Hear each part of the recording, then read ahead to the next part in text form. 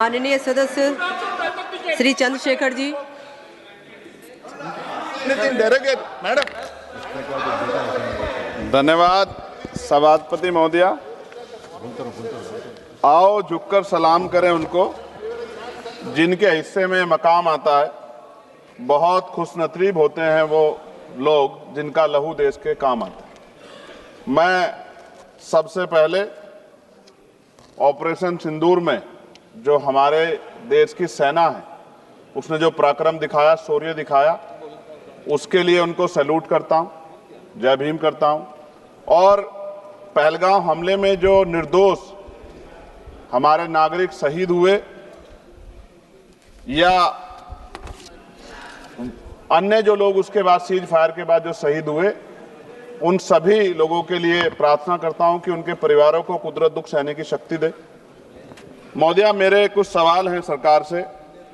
क्या सरकार यह स्पष्ट कर सकती है कि आतंकियों को भारत क्षेत्र में प्रवेश और पहलगाम जैसे पर्यटन स्थल पर पहुंचने में किसने मदद की? क्या सुरक्षा एजेंसियों को इस हमले की पहले से कोई खुफिया इनपुट प्राप्त हुए थे? यदि हाँ, तो उन पर क्या कार्रवाई हुई? पहलगाम हमले में शहीद हुए नागरिकों और स्थानीय ड्राइवर माजिद खान के परिजनों को सरकार द्वारा क्या मुआवजा और सहायता दिया गई? क्या सरकार पर्यटकों की सुरक्षा सुनिश्चित करने के लिए विशेष स्टैंडर्ड ऑपरेटिंग प्रोसीजर लागू कर रही है? क्या भारत सरकार ने अंतर्राष्ट्रीय मंचों पर यह मांग रखी है कि जब तक पाकिस्तान आतंकवाद पर कठोर कार्रवाई नहीं करता तब तक उसे किसी प्रकार की आर्थिक सहायता न दी जाए? ऑपरेशन सिंदूर के बाद जब पाकिस्तान ने जवाबी हमले किए और 21 भारतीय नागरिक शहीद हुए, यहां तक कि हमारे गुरुद्वारों को भी निशाना बनाया गया, तब सरकार ने सीज फायर की अनुमति क्यों दी? क्या यह भारत की कूटनीति कमजोर नहीं दर्शाता? सभापति महोदया, मुजफ्फरनगर में हमारे जिला सचिव हैं भाई कामिल, उनके परिवार के 2 बच्चे भी इस हमले में शहीद हुए थे। क्या सरकार ये मानती है कि टीआरएफ द्वारा इस हमले में खासतौर पर हिंदू पर्यटकों को निशाना बनाना भारत में सांप्रदायिक द्वेष को बढ़ावा देने का प्रयास था? यदि हाँ, तो इसे रोकने हेतु सरकार ने क्या रणनीति बनाई? सरकार उस मुस्लिम पोनी ऑपरेटर को क्या सम्मान देगी जिसने अपनी जान देकर तीर्थयात्रियों की रक्षा की? क्या उसे शहीद घोषित किया जाएगा? पाकिस्तान को हाल ही में आईएमएफ द्वारा $2 अरब से अधिक की सहायता राशि दी गई है। क्या भारत ने औपचारिक रूप से आईएमएफ और अन्य वैश्विक संस्थाओं के समक्ष आपत्ति दर्ज कराई है? क्या सरकार ने जांचा है कि आईएमएफ या अन्य विदेशी मदद का कोई हिस्सा आतंकवादी गतिविधियों में उपयोग तो नहीं हो रहा है? क्या सरकार ये स्वीकार करती है कि पहलगाम हमले में खुफिया तंत्र पूरी तरह विफल रहा है? यदि हाँ, तो कौन जिम्मेदार है और उसके विरुद्ध क्या कार्रवाई होगी? क्या सरकार स्पष्ट कर सकती है इतने भारी सुरक्षा प्रबंधों के बावजूद टीआरएफ जैसे आतंकवादी संगठन के सदस्य भारत में प्रवेश कैसे कर जाते हैं? क्या सरकार ये बताएगी पहलगाम जैसे संवेदनशील क्षेत्र में सुरक्षा समीक्षा अंतिम बार कब की गई थी और उसमें क्या कमियां चिन्हित की गई थी? प्रधानमंत्री जी ने इस हमले के बाद पहलगाम का दौरा क्यों नहीं किया जबकि देश भर में भावनात्मक उबाल था? क्या सरकार ने शहीद हुए नागरिकों के परिजनों को आर्थिक मदद व स्थायी सहायता प्रदान की? यदि हाँ, तो उसका विवरण सदन में प्रस्तुत करें। महोदया, सरकार के लोग सेना के सम्मान की बात करते हैं। इस घटना के बाद सेना के जवान अमरनाथ यात्रा की ड्यूटी पर जा रहे थे, ऐसी रेल दी गई उनको जिसकी हालत बड़ी खराब थी। सेना के जवानों ने मना कर दिया कि हम इस रेल में नहीं बैठेंगे। 4 दिन बाद बदलनी पड़ी। और सरकार के नेताओं की भाषा देखिए, कर्नल सोफिया कुरैशी के बारे में किस तरह के शब्द यूज किए गए, इन पे भी हमें चिंता करनी चाहिए।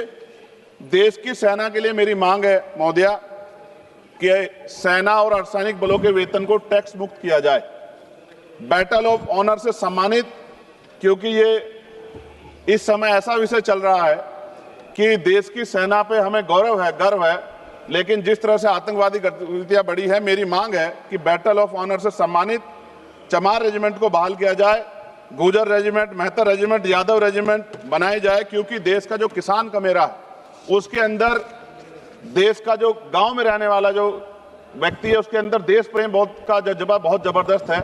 अगर इनको मौका मिलेगा तो शायद पाकिस्तान छोड़िए, चाइना की हिम्मत भी नहीं होगी कि हमारे देश की तरफ आंख उठा के देख ले। महोदया, बाबा साहब अम्बेडकर कहते थे हम प्रथम और अंत्य भारतीय हैं। भारत की आन पे जब आंच आती है तो जिस तरह इस बार प्रदर्शन हुआ, एकजुट रहा देश, सारा विपक्ष हो पक्ष हो सब एकजुट रहे, ऐसे हमें एकजुट रहना चाहिए। अगर हम एकजुट रहेंगे तभी हम आतंकवादियों से लड़ पाएंगे।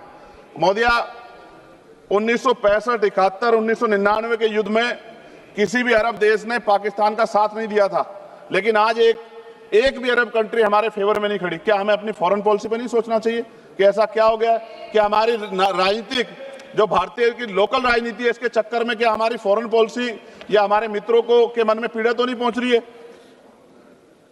पाकिस्तान ने कहा और आपने मान लिया, और आपने सीज फायर का आज रक्षा मंत्री जी को मैंने सुना, उन्होंने कहा भाई, उन्होंने कहा कि महाराज हाथ जोड़ते हैं छोड़ो, उन्होंने कहा और आपने मान लिया।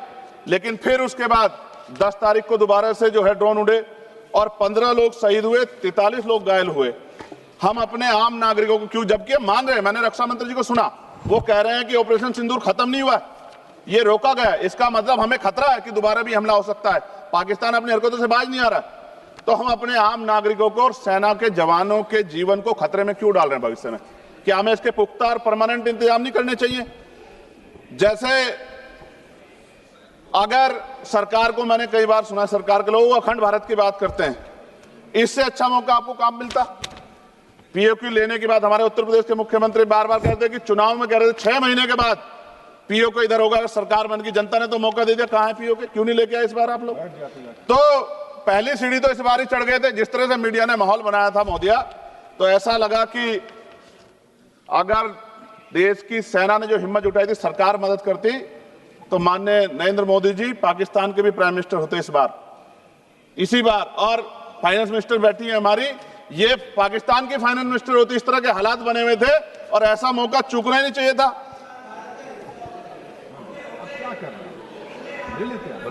ले लेते, इससे अच्छा मौका कैसे मिलता? पूरा देश एकजुट था। मोदी, मैं खत्म करूंगा, पूरा देश एकजुट था, इससे अच्छा मौका कहां था? लेकिन अब अमेरिका में बैठ के कोई देश के फैसले कर ले तो देश की गरिमा पे, संप्रभुता पे बहुत बड़ा हमला है। इसको हमें समझना चाहिए, हमें समझना चाहिए किसी की हैसियत नहीं है। भारत दुनिया में इकलौता ऐसा देश है जिसका कोई मुकाबला नहीं कर सकता है। यहाँ का 140 करोड़ देशवासी एकजुट खड़ा है और सबको जवाब दे सकता है।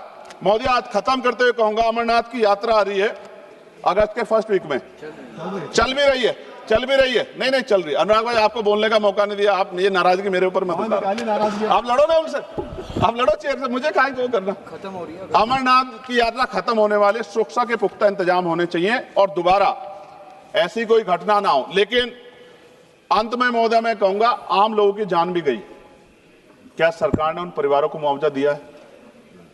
क्या उनके जीवन का कोई मूल्य नहीं? जिन्होंने अपने परिवार खोए, जिन्होंने अपना घर का बेटा, पति, घर का कमाने वाला खो दिया, उनका भी तो अधिकार बैठता है। सरकार ने क्या मुआवजा दिया, इस बात की जानकारी भी सरकार को पटल पे रखनी चाहिए, सामने रखनी चाहिए। और अंत में मैं धन्यवाद दूंगा भारतीय सेना को और भारत का जो प्यार है कि पाकिस्तान और आतंकवादियों के भरसक प्रयास था कि यहाँ सांप्रदायिकता का माहौल बन जाए, लेकिन देशवासियों ने समझदारी दिखाई। और कश्मीरियों को भी मैं बहुत धन्यवाद देता हूं कि उन्होंने कोशिश की कि किसी भी तरह से कश्मीर के ऊपर जो ये इतना बड़ा इल्जाम लगा है, ये इल्जाम में कश्मीरी शामिल ना हो और ऐसे आतंकवादियों पर सख्त कार्रवाई। पता लगा है कि महादेव, ऑपरेशन महादेव हुआ है और यही पता लगा कि वो तीनों आतंकवादी मारे गए। लेकिन मैंने अखबार में ये भी पढ़ा था कि वो जो मुख्य आरोपी था कुछ दिन पहले पाकिस्तान में था। कोई कोई पिकनिक चल रही है कि उधर भी चले जाते, इधर भी आ जाते? क्या है बॉर्डर पे ऐसा? ये बताना चाहिए ना देश को। मैं आपका धन्यवाद करूंगा और भारत की महान सेना को मैं बधाई देता हूं, उनके लिए मंगल कामना करता हूं। जय भीम, जय भारत। महोदय धन्यवाद।